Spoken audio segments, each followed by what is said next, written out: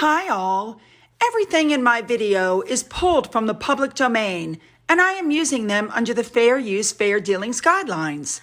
Everything I say is my own opinion. You should look into this information for yourselves, but I'm pretty sure I'm right. Good morning, everybody. I wanted to start off this morning with a picture of Tigger and just remind everybody that animals are pure souls. All they give is love. That's all they want. And if you're somebody who abuses animals, you probably abuse children and elderly and other people, and you're sick in the head and go get help. Okay, with that being said, good morning, everybody. This video is a bunch of updates, and we're going to go back to William and his fabulous tour. So let's just jump right in with both feet, shall we? Let's go. To start with, one of my followers sent me this and said, look, it's Finn's twin. And I have to agree. This dog looks so much like Finn. And as you can see above, he's up for adoption. Apparently, this is a girl, and she's already housebroken and crate trained, but like Finn is fearful of new people. Very interesting. Somebody go adopt this baby. How can you resist? You literally would have the female version of Finn. Somebody go get him or her. Oh. Okay, moving on to our stories. To start off with, we're going to go back to this story about this footballer who kicked his cat. And you guys are so astute, like you know what's going to happen. You guys put so many comments up going, wow, I wonder how long it's going to take till they start blaming racism for his abuse, right? And that is exactly what happened. My goodness, you guys are so on it. So this guy, Antonio, I believe he's also a footballer. I could be wrong on that. But so they asked him, what do you think about this guy kicking his cats around the room? And what do you think about the fine? And he goes, well, is what he's done worse than racism? Yes, he threw out the racism card and really had nothing to say about the fact that this guy was abusing his animal. I'm boggling to get my mind wrapped around that thought process. And I agree with what Kick It Out said at the bottom of the article, that the racism comparison is not helpful. So when Sally Suneman tweeted this, I just went, what? Like my brain went sideways. Dear Europeans, no one is saying what he did is right, and we understand your laws, but what we're saying is that the £250,000 fine and losing his sponsorship deal with Adidas is too much. That's right.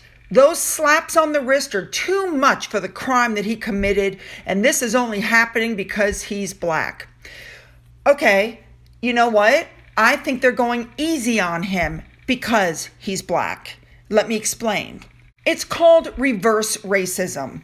Do you guys remember this young lady, this white teacher who was caught on camera repeatedly slapping and kicking her poor horse?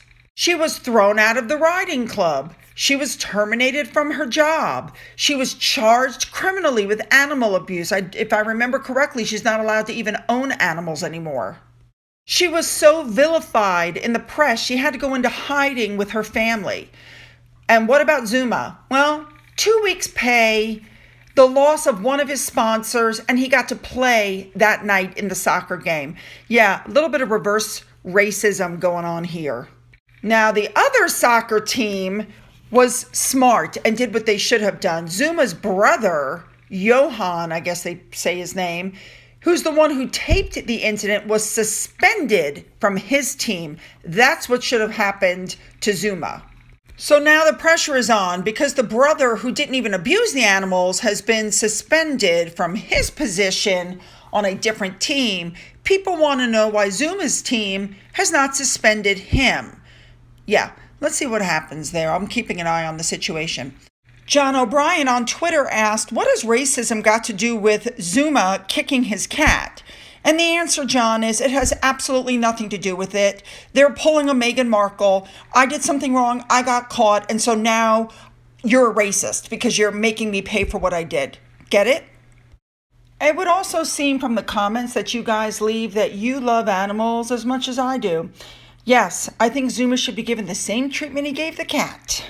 Isabel Young wrote that the footballer is French and that the laws in France are very strict, and he's been reported and he could be prosecuted outside of France. So not only the UK, but in France. I don't know if that's true. I hope you're correct. All right, a quick update. Do you guys remember, I'm sure you do, that Camilla, it's the Queen's wish that Camilla be named the Queen Consort. We know that William backs this, and we already know from earlier things on the internet that Harry likes Camilla. And Harry has not sent any congratulations to the Queen on her Platinum Jubilee and has remained silent about the Camilla thing. Well, Jack Royston, again, a major Meghan Markle lover, wrote an article that points out that Harry has said nothing about Camilla being named the future queen and instead praised his mother publicly again. I think that pretty much tells us everything we need to know about what's going to be in that book. Okay, moving on. You know, Harry's PR team just can't, they're just going to keep going. Now they're putting out stories. Harry's considering a UK visit without his family. Who are they joking? Meghan is never going to step foot on UK soil again, and she's never going to let those kids go visit the family. It's done. It's over. I don't know if Harry's going to go. I don't think he's getting an invitation. I think he would be booed if he went. And at this point, I'm still waiting to see if he goes to the service of Thanksgiving for Philip, considering the fact that while Philip was dying, he did the Oprah interview. And when the royal family asked him to delay the Oprah interview, not only did he say no, but Meghan put out a story that the royal family was just trying to muzzle her. Okay, let's move on to the real royal. Prince William remains in Dubai doing his work, and the pictures are fabulous. William went to this pavilion, which there's lots of videos online showing the inside of it. I mean, it's absolutely gorgeous. Such a beautiful structure. I'd really like to go see it someday. Beautiful. And I received clarification. I noticed that this says that this is the Dubai visit from the Expo 2020. And why did that happen? Because it was supposed to be in 2020 is what I was informed, but it was done in 2022 due to COVID. So anyway, William got up there and started talking about his Earthshot Prize and getting everybody involved. And it was just a fabulous day. He actually met the finalists of the Earthshot Prize from that area. And when the speeches were done, he went outside to meet the people. A big thank you to All Things Royal for the above photo. Lots of crowds. And I'm not trying to be snarky, but I get the feeling that this is the kind of reception that Harry and Meghan were hoping to get in New York and didn't.